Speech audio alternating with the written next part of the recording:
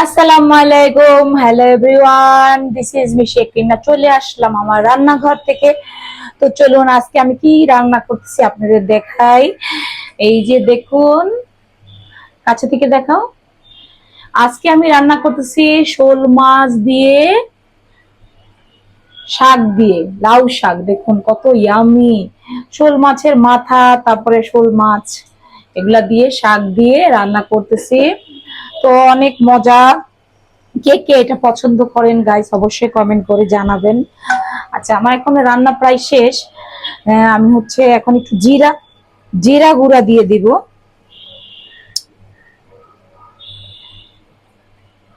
আমি একটু জিরা গুঁড়া দিয়ে দিচ্ছি। আর এখন থেকে আমি হচ্ছে আপনাদের কাছে শেয়ার করবো আসলে প্রতিদিন কি ব্লগ দিব, সেটাই চিন্তা করি। তো দেখুন আমি জিরা গুঁড়া দিয়ে দিচ্ছি। তো ভাবতেছি যে আমি আমার রান্নাটা শেয়ার করি। আসলে আপনারা আমার ফানি ভিডিও পছন্দ করেন বেশি। এখন থেকে একটু রান্না, টুকটাক রান্না শেয়ার করব। তো হচ্ছে দেখুন তরকারিটা যে কি মজা হয়েছে, কি স্বাদের হয়েছে। এটা এখন 2 মিনিট আমি রেখে তারপরে আমি নামিয়ে দিব। এখন আমি ঢাকা দিয়ে দিব, এই যে ঢাকনা দিয়ে দিলাম।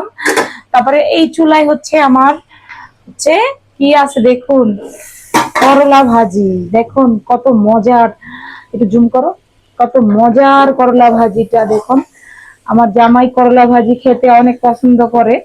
তো এই দেখুন করলা ভাজিটাও হয়ে গেছে, করলা ভাজিটাও প্রায় হয়ে গেছে।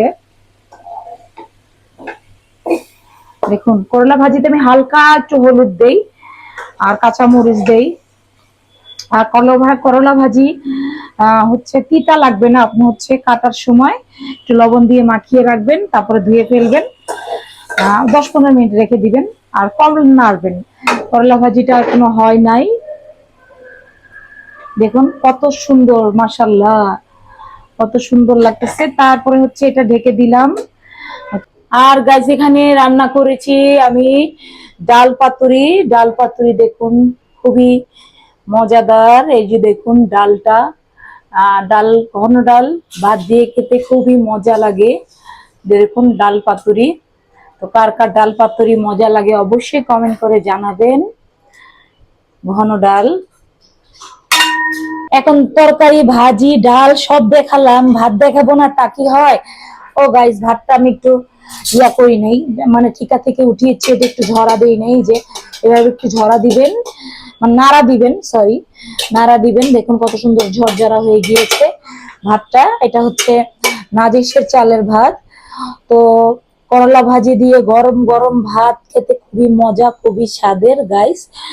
তো যারা যারা ভিডিওটা দেখছেন একটা লাইক, একটা কমেন্ট, একটা শেয়ার করে দিবেন, বেল আইকনটি বাজিয়ে দিবেন। যারা যারা ফেসবুক থেকে দেখছেন অবশ্যই ফলো বাটন চাপতে দিবেন, ঠিক আছে? আর যারা যারা টিকটক থেকে দেখছেন সবাই লাইক, ফলো করে দিবেন। সবাই ভালো থাকবেন, সুস্থ থাকবেন। আল্লাহ হাফেজ।